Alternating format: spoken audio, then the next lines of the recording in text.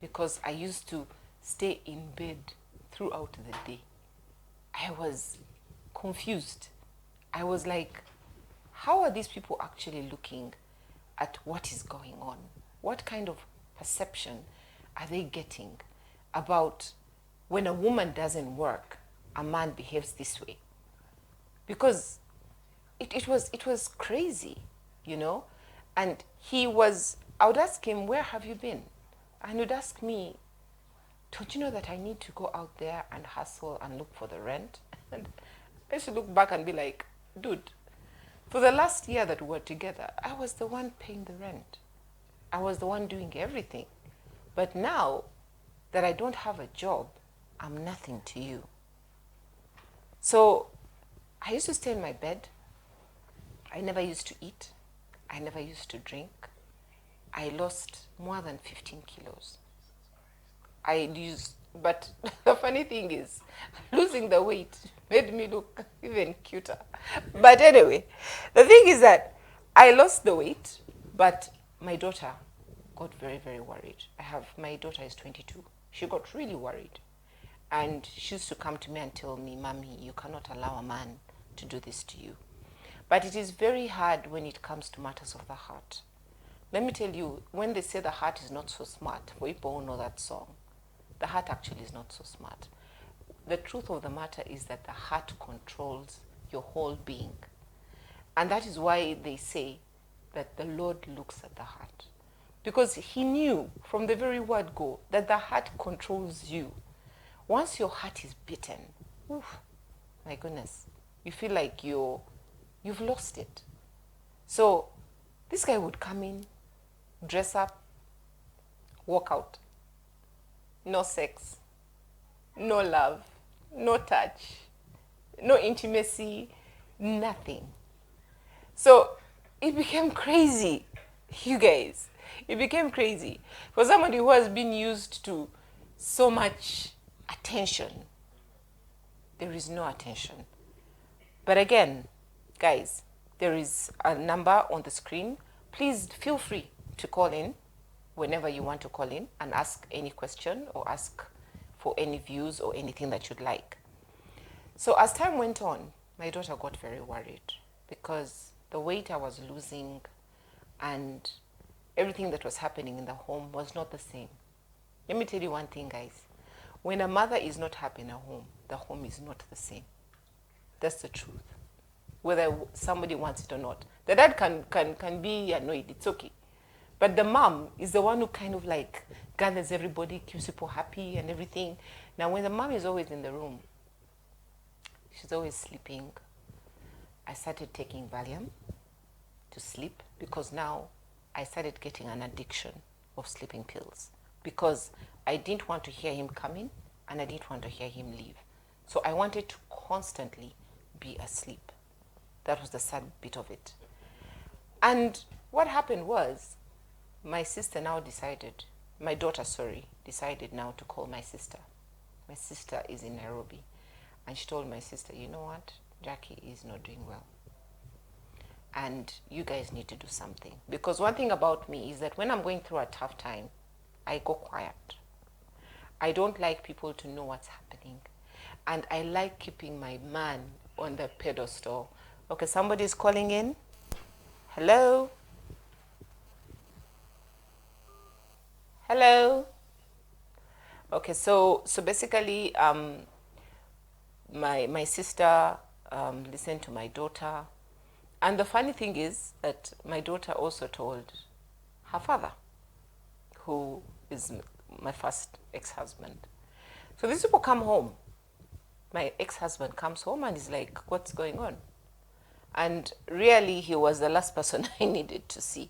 Because, there's even a bit of shame, a bit of shyness of, I left you and I got married again and now you're the one coming to ask me what's going on. But at that point, one of my sisters here was not very well, so I had to take her to Nairobi to work on her heart, and we thank God that she's well now. So my focus now had to be on that, because now I'm not working, I'm the one who had to escort her to Nairobi. So I go to Nairobi, I come back, but I'm still in the same phase of things.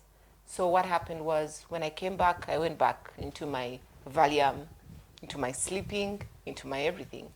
So one day I was just there and I get a ticket on my phone from my sister in Nairobi, and she's like, I want you to come to Nairobi tomorrow without fail. So I went to Nairobi for a month. This man didn't know where I was. I hadn't told him where I was going. I just went to Nairobi and I cried. Let me tell you guys, crying and letting out everything to God is the best thing that you can do. I cried so hard and I was asking the Lord why. What is it that I have not done for this man to behave this way? What is it that he was not able to communicate to me that we could have worked out? Because he was like the perfect one for me, like, what is it? But after that month, let me tell you, I came back home with a clarity in my mind that this is exactly what is going to happen. So I sat down with him, and because I'm emotional, sanguines, we're very emotional people. You can start talking and then you start crying and then you miss the point in the middle of the crying or whatever of explaining. So I had to type it out. And I typed it out and I was very clear to him that he had to leave. He either changes or he leaves. And I think he realized that he couldn't handle the expenses. But let me tell you something about the God that we serve. That's why I always tell people that there is nobody who can tell me to leave God. During that period, my sister in Nairobi and my cousin who is in the UK called me almost at the same time. And they asked me, Jackie, how much did you use to spend per month? And I tell them. And every month for a year that I did not have a job, these people used to send me money every month. I did not change my lifestyle. By the way, people would look at me, they would think I'm working. The only thing would be like, hey, Jackie, where have you been? I've been in the gym. Because I had lost so much weight. I've been in the gym. I started my own company called JMK Advisory Consult. I started going out to companies and training them because I have expertise in sales, marketing, customer service, etiquette, and all those kind of things. So I started training people. And during that period, while I was training people, I go to this Chinese company. And as I'm training people, the CEO of the Chinese company, he's actually the owner of Techno, for those who hold Techno phones. Someone is calling in. Good morning. Good morning. Hello. Good morning. Yes. Who am I speaking to? Jackie. Good morning. Who am I speaking to? Hello. Good morning. Who am I speaking to? Yes, you're talking to Famari Farouk. Hi, Farouk. How are you? I'm good. Thank you How for are listening. you? I'm good. Thank you for listening to my show. It's my first time to listen to your show. You like it? Do you like it? Hello. Do you like it? Hello. Do you like the show?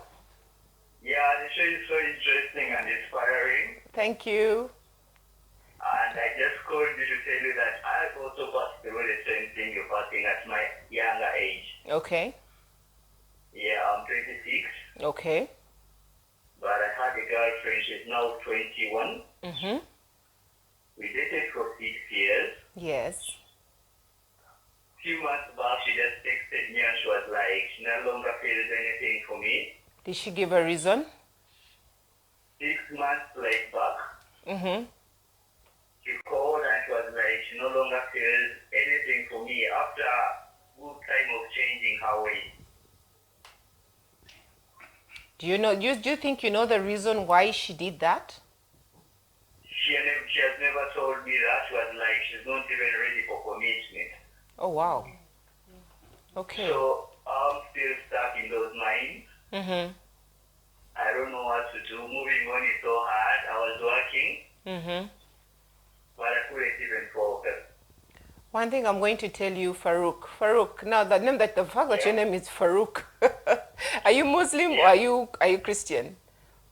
Yeah, I'm a believer, but my dad is a Muslim. Okay, that's fine. It's you that I'm Yeah, and I interested. really It's you love that the I. shows on It's you that. RESTTV. Thank you so much. It's you that I'm Yeah. interested in. By the time I finish Yeah. my talk, you will exactly know how you're going to sort it out. Okay. All right. All right. Thank you so much for calling in. Okay, thank you so much for a lovely show too. Thank you. So basically, thank you so much, Farouk, for calling in and telling us about your story.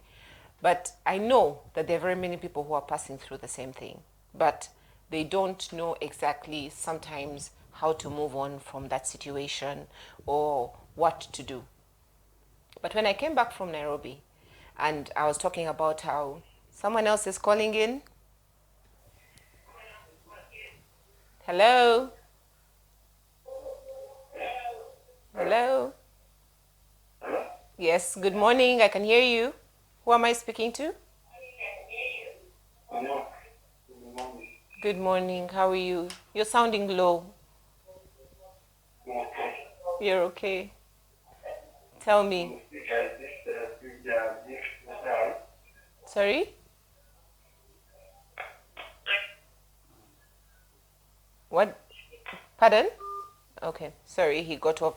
I just heard him saying he's sick or something like that.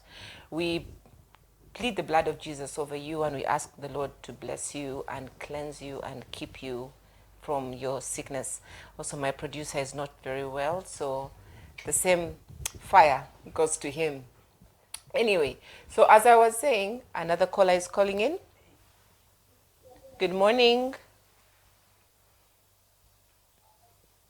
Good morning. Hello? Hello? I'm sorry. Yes, can I know who I'm speaking to? The person has gone off. So basically what happened was, I want to kind of like quickly summarize. So what happened was, while I was going through this Chinese company and doing my training, they asked me to work for them. They just told me, we want you to work for us because you seem to be the right fit for this company. So I started working, okay?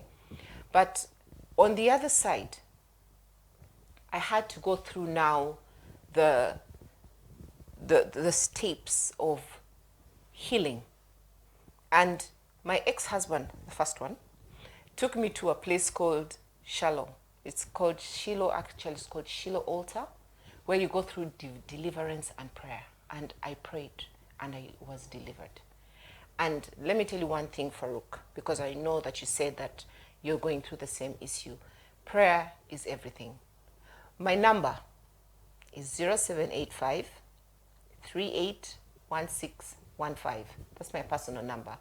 Farouk or anybody who wants to call me and ask me about how they can overcome separation. It does not necessarily have to be divorce. It can be separation from a girlfriend, just like Farouk talked about, or it can be divorce.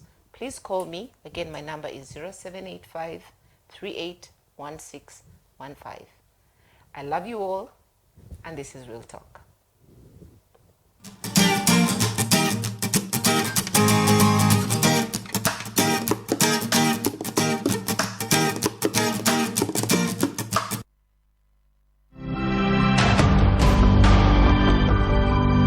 You're watching RESTTV, Wumula.